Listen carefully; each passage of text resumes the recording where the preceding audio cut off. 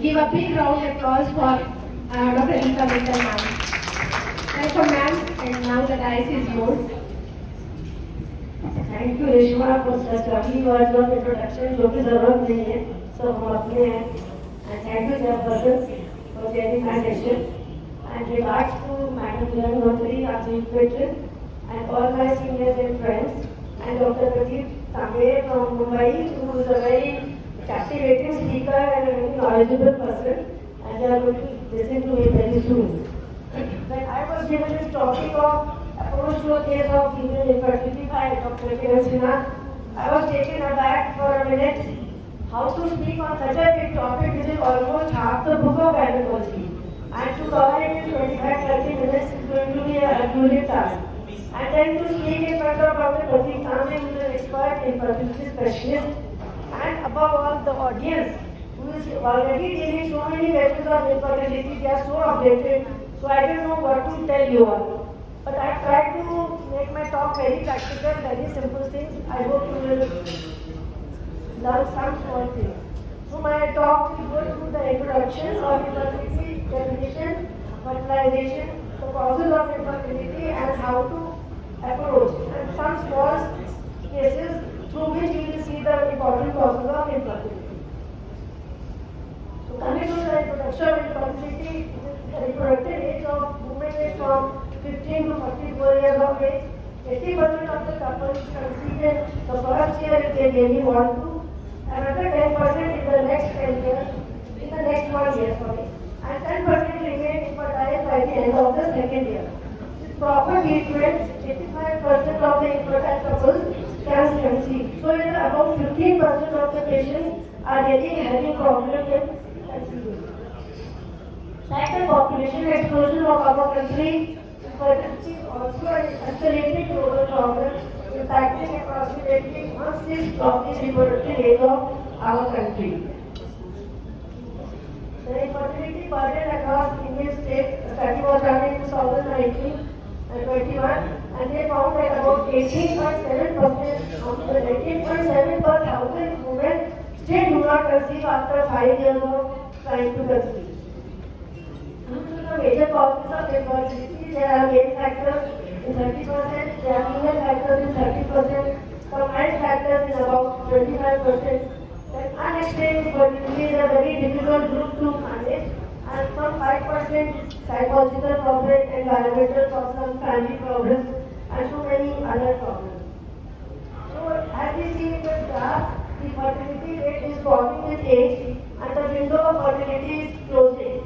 And our girls are getting married at a later age, and so they have a very short time to conceive, and the moment they start thinking to conceive, they want the result in 1 or 2 months, and then they start the stress and all other things can start coming up.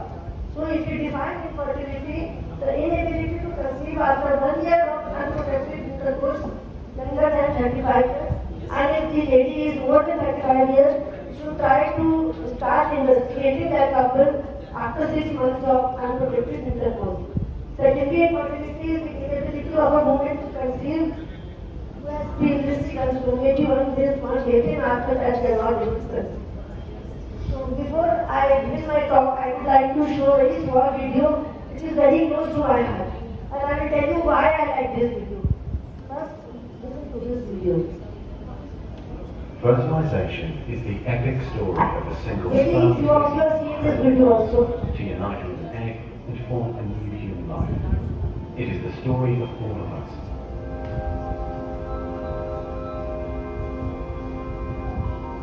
During sexual intercourse, about 300 million sperm enter the vagina. Soon afterward, millions of them will either flow out of the vagina or die in its acidic environment. However, many survive because of the protective elements provided in the fluids surrounding them. Next, the sperm must pass through the cervix, an opening into the uterus. Usually, it remains tightly closed, but here the cervix is open for a few days while the woman ovulates. The sperm swim through the cervical mucus, which is thinned to a more watery consistency for easier passage. Once inside the cervix, the sperm continues swimming toward the uterus, though millions will die trying to make it through the mucus. Some sperm remain behind, caught in the folds of the cervix, but they may later continue the journey as a backup to the first group.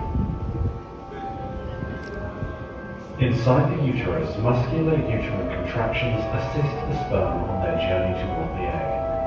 However, resident cells from the woman's immune system, mistaking the sperm for foreign invaders, destroy thousands more.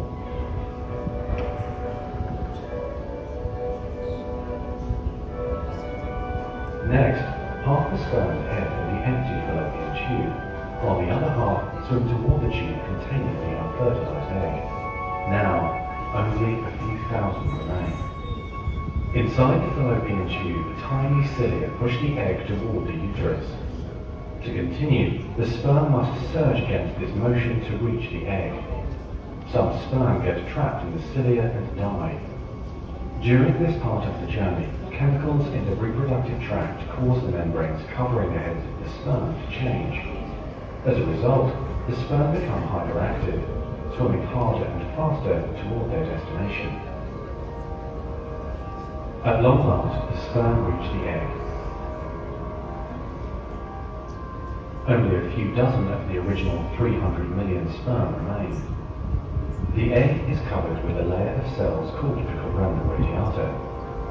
The sperm must push through this layer to reach the outer layer of the egg, the zona pellucida. When sperm reach the zona pellucida, they attach to specialized sperm receptors on the surface, which triggers their acrosomes to release digestive enzymes, enabling the sperm to burrow into the layer. Inside the zona pellucida is a narrow, fluid-filled space just outside the egg cell membrane. The first sperm to make contact will fertilize the egg. After a perilous journey and against incredible odds, a single sperm attaches to the egg cell membrane. Within a few minutes, their outer membranes fuse and the egg pulls the sperm inside. This event causes changes in the egg membrane that prevent other sperm from attaching to it. Next, the egg releases chemicals that push other sperm away from the egg and create an impenetrable fertilization membrane. As the reaction spreads outward, the zona pellucida hardens, trapping any sperm unlucky enough to be caught inside. Outside the egg, sperm are no longer able to attach to the zona pellucida. Meanwhile, inside the egg, the tightly packed male genetic material spreads out. A new membrane forms around the genetic material, creating the male pronucleus. Inside, the genetic material reforms into 22 chromosomes. The female genetic material, awakened by the fusion of the sperm with the egg, finishes dividing, resulting in the female pronucleus, which also contains 23 chromosomes. As the male and female pronuclei form, spiderweb-like threads, called microtubules, pull them toward each other. The two sets of chromosomes join together, completing the process of fertilization. At this moment, a unique genetic code arises, instantly determining gender, hair color, eye color, and hundreds of other characteristics. This new single cell, the zygote, is the beginning of a new human being. And now the cilia in the fallopian tube gently sweep the zygote toward the uterus, where he or she will implant an rich uterine lining, growing and maturing for the next 9 months until ready for birth.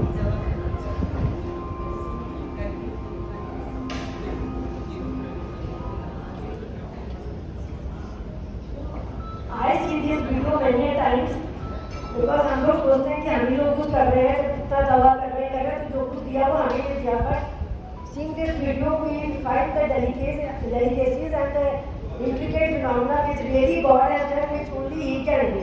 No one else can. It's so fine. Once these sperms are going in this motion and then the fertilized is coming back in the same tube in the opposite direction, All this can only be done by the Almighty. So I like this video very much and I quite often see it when I fail in a patient with infertility. I explain it to myself, it is not my job, it is God's job to give him the baby. So after seeing the video, we see that there is a female factor, there is a male factor. We are not going to talk about the male factor today. The female factor includes the ovarian factor, which is the production of a healthy egg, a tubal factor, which is patent and healthy with good fibria that allows the sperm to reach the egg, and implantation, the endometrium should be receptive, so the hormones should be very good. The embryo should reach the uterine cavity after 3 to 4 days of fertilization. Again, if it is not able to reach there, again they are going to land up in a disaster of ectopic pregnancy. And the most important part is the proper contact timing. The fertile days have to be used, and then we get finally a healthy pregnancy. So I'll just enumerate the causes of infertility in very short. There are structural causes: nutrient factor, ovarian factor, tubal factor, peritoneal factor, cervical factor, and physiological factor. The physiological factors are responsible for the ovulative disorders like PCOS, hypothyroid dysfunction, premature ovarian insufficiency, hyperprolactinemia, and thyroid dysfunction. And tubal and peritoneal factors: endometriosis, tuberculosis, chlamydia, any PID infection, iatrogenic, alcoholic AC or alcoholic cesarean, or by dyes also. They cause tubal blockage, ciliary damage in the tubal movement, damage to the fibula, adhesions, and sometimes ectopic pregnancy. So how to approach this infertile couple? When an infertile couple comes to our clinic, they are so much distressed and agonized. So we need to give them some time. That is the most important point. It is not like a cold or a gastroenteritis that we just ask what is the problem, they say they are conceiving, and we write a few medicines. We should give our ear to them, some time to them, put our hands on their shoulders, console them, inject some confidence into them. The first time if we are able to manage and convince the patient that what is the problem, and we have organized your problem, I think this is going to go a long way. So the first visit is going to be very important. Don't increase the agony by adding so many multiple medicines or multiple tests at the first time. Try to be friendly with them. That is a very important point in treating infertility. अगर उनको मिलना है तो मिल ही जाएगा pregnancy, but at least they should feel that the doctor did the best what was possible for them. So a goal properly set is halfway reached. So we must listen to the patient and try to find out the causes of infertility. Hit hard, hit at the right time, and hit with full strength like our Indian Army did at 2025. Just don't keep on treating all the factors because they are not all factors which are responsible for infertility. So the first visit, at least give 10 minutes to the patient, counsel the patient, and important points are that have both partners, try to have both the partners in the visit. Because when the two are together, there are so many times there are fights between them, and when they open up in front of the doctor, so many things come out which may be the cause of infertility. So we must try to call both the partners when we counsel the patient. Get a complete medical and surgical history of both the patients, sexual history, professional history. If the couple is staying in two cities like the border times, we have to tell them the fertile days. Any medication they are taking, alcohol, street drugs, smoking, explain the whole process of fertilization. Like I showed the video, we can diagrammatically show the couple that this is the whole process, and so it is a very fine process, and you are having this problem. So they will understand the problem better and educate for the ovulation time. Then the gynecological history, some prior and fertility treatment taken, evaluation of the investigations they have already been done. Don't repeat HSG, होता है फिर आपको HSG करना है. So don't try to repeat the investigations quite often. History of PID, postpartum or post-abortion complications, post-TB infection if she has had TB in the childhood. The male partner can also have TB, the female partner can also have tuberculosis. Pelvic pain, dysmenorrhea, endometriosis. Menstrual patterns, the cycle, the length, the range. The symptoms of ovulation, if the patient is having the ovulation time, 14 days, some pain, some discharge, then it is a good sign of and regular cycles, then these are good signs of ovulation. Any pelvic surgery done initially. During the examination, the weight, the BMI, the waist circumference is very important. The hirsutism acne, some male pattern baldness. Breast examination should be a part of your first examination because many times you will find atelectasia in the patient. Many times there is a lump in the breast and the patient is forgetting about it, not bothered about it. But the moment you put your hand on the breast, she will remember that there is a lump. And many times I have detected fibroadenomas or even sometimes malignant lump because she didn't even bother about it. She is more bothered because of infertility, because the family stress is of infertility and she is not caring of her health. And auscultation of the chest and heart once is very important. I always auscultate the heart on the first visit because anytime we have to do a DNC or we have to send the patient for HSG or we have to take her in the OT, I should be sure that this patient doesn't have any heart problem. Because if you have not seen her for the first time, you will miss her all the time and sometimes you will land in the operation theatre in great difficulty. So I always auscultate the heart. I am not able to diagnose the problem of the heart, but at least abnormal heart rate or some abnormal sound I can detect. That is very important.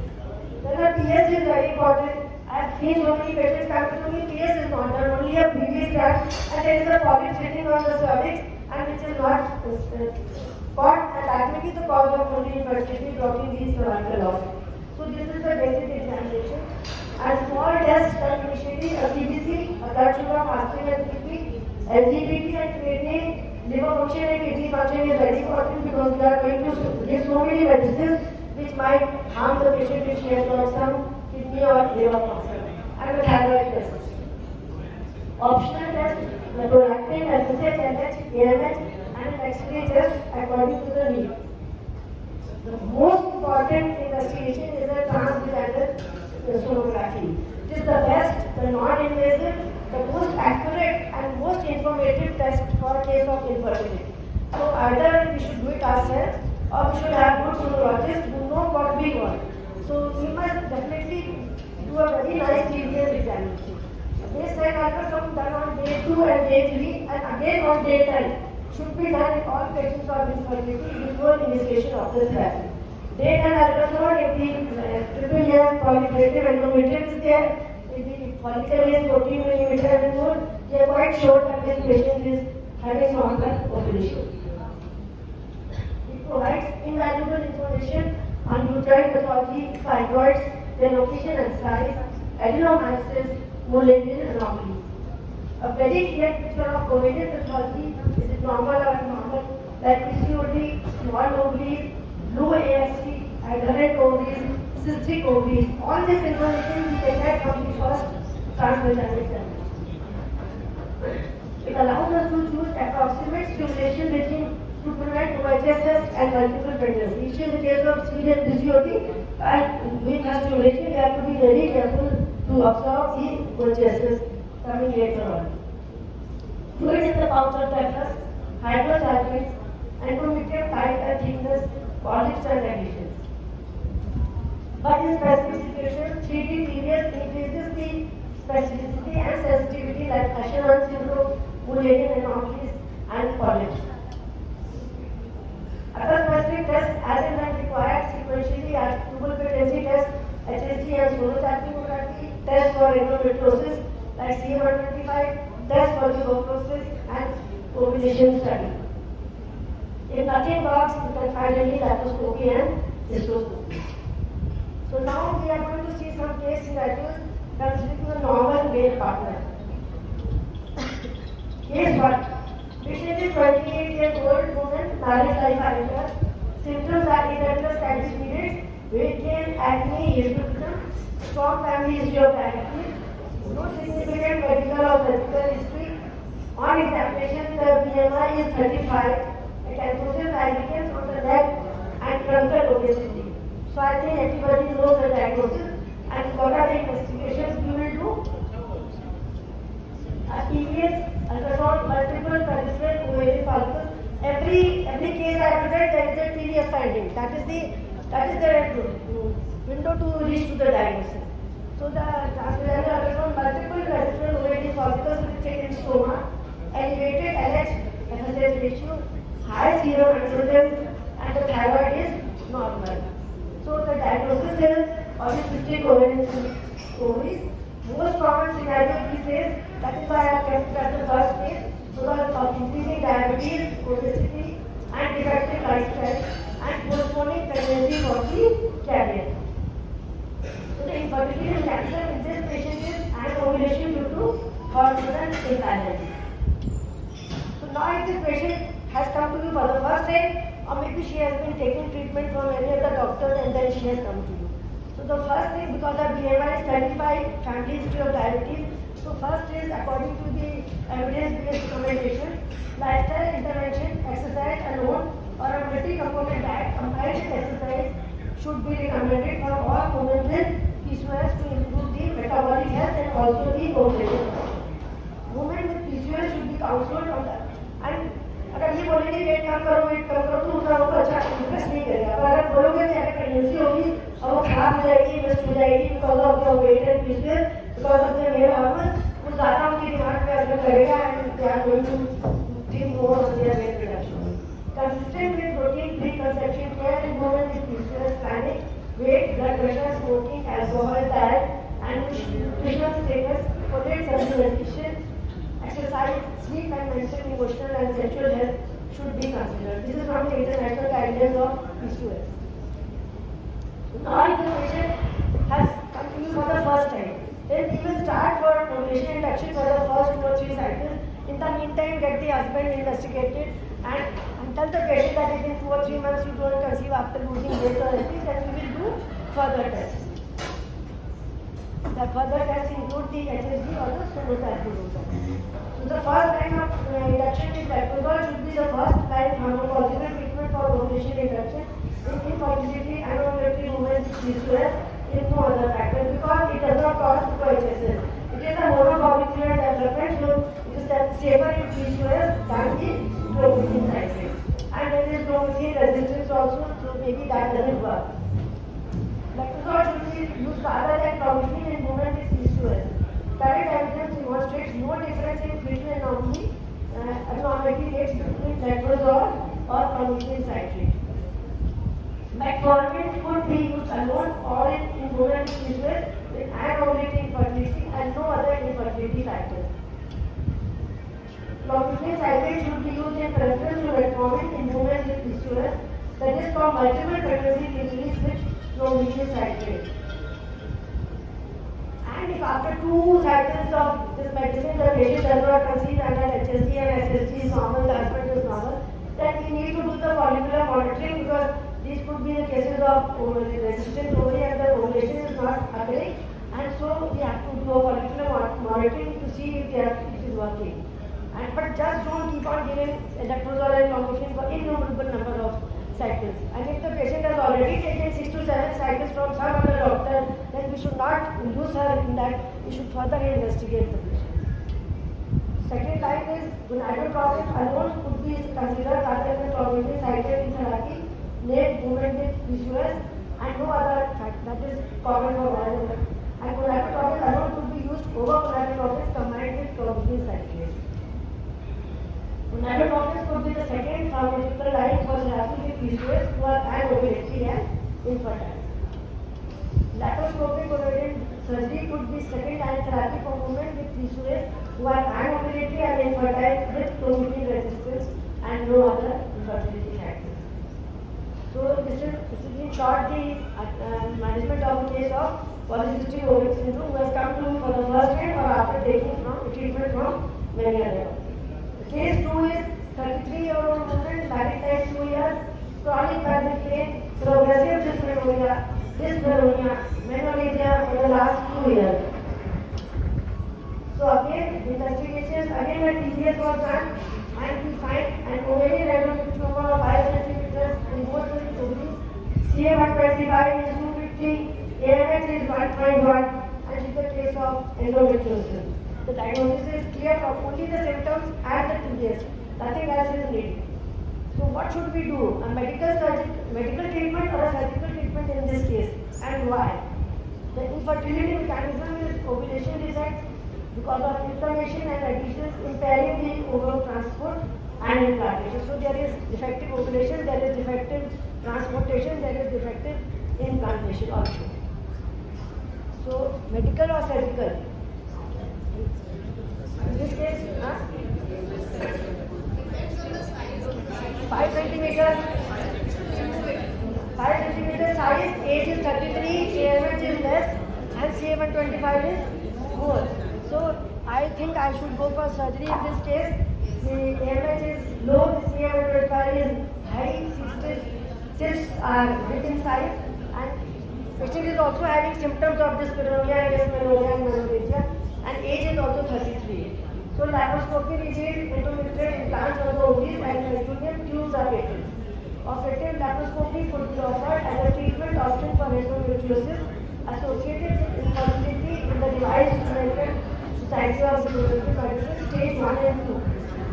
Clinicians may consider operative laparoscopy for the treatment of endometrioma associated infertility, as it may increase the chance of natural birth. In endometriosis with infertility, what should we not do? In the fear that if we tell patients early, the patient will go away to someone else, we keep on giving diagnosis and or giving progesterone, but it is not going to work. You may prescribe these medicines for 1 month or 2 months, but on the first visit only tell the patient that you really need surgery. If you don't conceive in the next 1 or 2 months, we plan to do laparoscopy. So that mentally the patient is prepared, and first time if you call off surgery, the patient will definitely go to someone else. But at least the advice should be correct. So we do not give the suppression treatment in cases to infertility in this type of control ovarian stimulation, and later if she does not conceive, she has to go for IVF. So current guidelines, ASHRAE guidelines, recommend not removing small endometriomas less than 3 to 4 centimeters before IVF due to potential harm to the ovarian reserve, unless there are very specific indications. Indications for laparoscopy in infertile women with endometriosis, cyst is more than 4 centimeters or large, we have to go for laparoscopic cystectomy. Smaller endometriomas, less than 4 centimeters, not operated on unless very painful or you suspect some malignancy, or they do not refer to medical management and are associated with infertility despite ovulation infection. And what is the risk of surgery? Laparoscopic cystectomy can reduce the ovarian reserve. Her AMH is already low, but this will definitely reduce her AMH, but we have to be cautious in not disturbing the normal ovarian tissue of the cyst. Less than 3 centimeters, surgery is not recommended unless it is very painful. From 3 to 4 centimeters, consider it painful or interfering with ART, and if it is more than 4 centimeters, it is indicated. Kiran ji, सब time minute बता दीजिए. Case 3. The patient is 30-year-old woman, married, life 2 years. Symptoms are increasing long cycle intervals and amenorrhea for 6 months. History of hot flushes, dryness of vagina, loss of libido. Again, a TVS has been done, and we find only 1 or 2 adult follicles and shrunken ovaries, less than 4 cc in both the ovaries. Elevated FSH, LH is also elevated, AMH is very low, estradiol is very low. Pregnancy test is negative, and cardiothoracic was done, and that is turned as negative. So again, this is a case of premature ovarian failure. This is also very common these days. I don't know why we are getting patients with very, very low AMH. And I think it is because of our mobiles and all these radio waves or whatever is in it. So infertility mechanism is loss of ovarian follicular activity. Now will this patient conceive with clomiphene or letrozole without stimulating her or doing HSG or SSG and prescribing so many costly medicines to this patient? No. 5 to 10% of these women do conceive spontaneously because they sometimes ovulate spontaneously. So we can tell this patient that you have very small chances of conceiving, but we cannot be reliant on this strategy because your OMH is also going to fall even more. So assisted reproduction technology is the process to be prescribed to this patient. At donation, most successful option for achieving pregnancy, good rates 50 to 60%. Embryo donation are another option, and ovulation stimulation with own oocytes is actually unsuccessful because the follicles are not of good quality.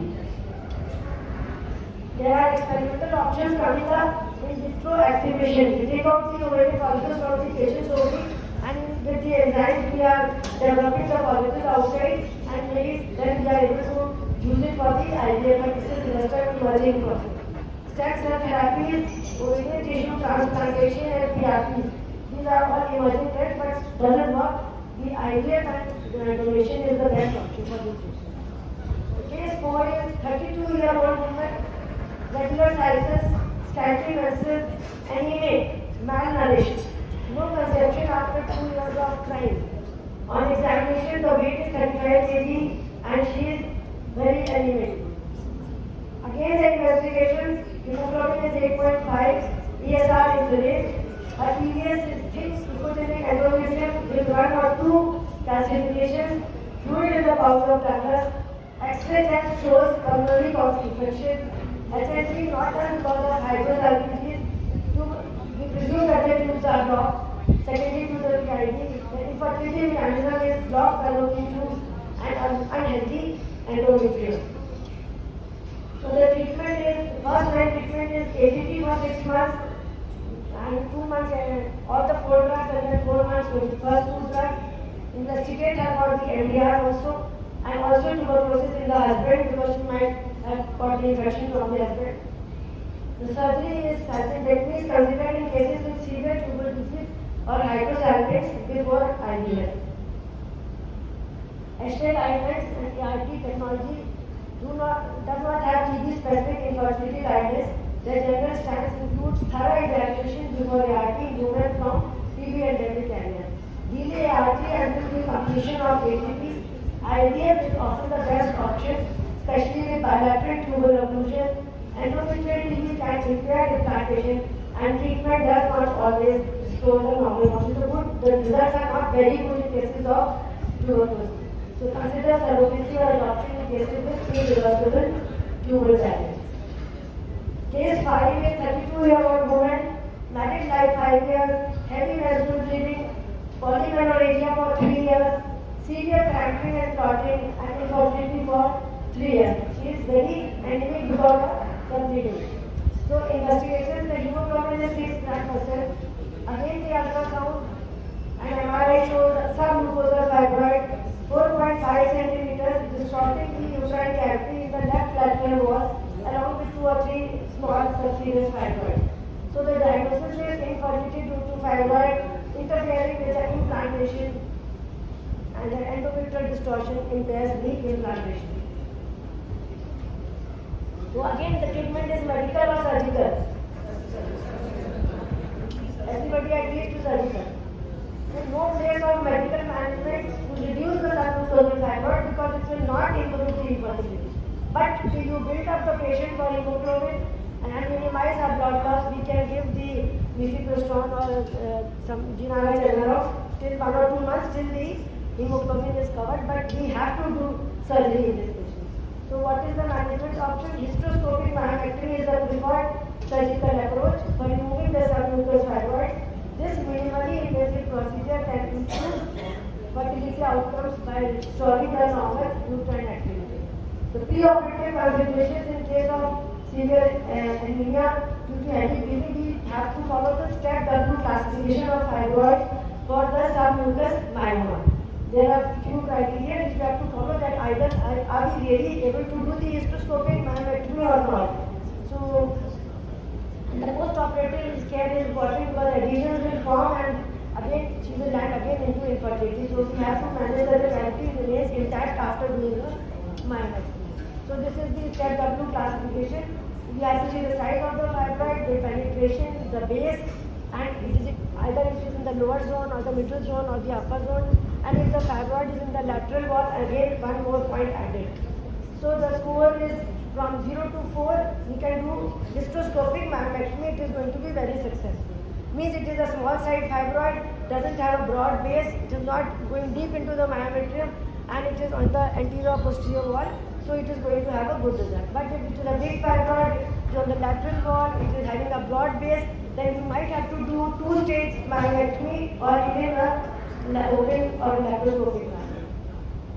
The 6th case is a 25-year-old woman, a girl, married like 3 years, zero cover. After fashion, zero cover. Symptoms are stroke, oligomenorrhea, and pneumonia for 9 months, very low BMI, intense physical training. The hemoglobin is 11%, TVS normal with very thin endometrium, tubes and ovaries are normal. No FSH, no LH, and estradiol is low. Normal prolactin and thyroid function. The diagnosis is functional hypothalamic hypogonadotrophic hypogonadism. Infertility is suppression of GnRH due to the energy deficiency. So again in these cases letrozole, we keep on giving letrozole and clomiphene, it is not going to work. So will she conceive with clomiphene or letrozole? Extra recommendations, lifestyle modification, weight gain, stress reduction, moderation of exercise is the recommended means for restoring the HPO function. Estrogen replacement for endometrial growth and protection of bone health. Induction with pulsatile GnRH therapy if it is available. Otherwise, exogenous gonadotropins, FSH and LH injections are the standard. And we have to monitor very closely because she might land into again cohesiveness with the gonadotropins. There are 10 cases, this is the 7th one, 3 more cases. 29-year-old woman sterility for 3 years. Symptoms are continuous anti-menstrual, increasing weight. History of gastric discomfort, nausea. She is a known case of gallbladder stones. On examination, the galactoria is 3+. Taking domperidone 30 mg twice daily for the last 12 months by various physicians because of the gallbladder symptoms. But the galactoria was the point which was the catching point in this patient. So when I asked the history of past medicine, domperidone twice daily, 30 mg twice daily.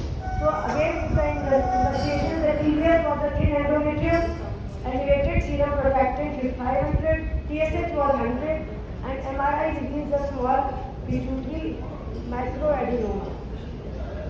So the diagnosis is hyperprolactinemia with hypothyroidism, and the infertility mechanism is that the GnRH axis is suppressed.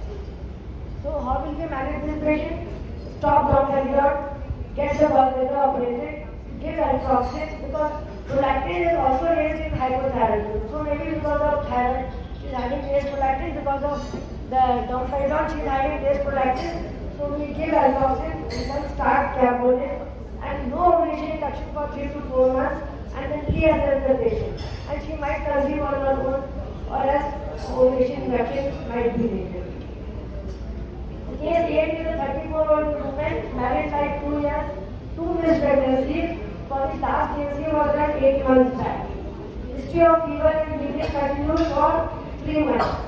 Symptoms are light periods after pregnancy for miscarriage and now she has become amenorrheic.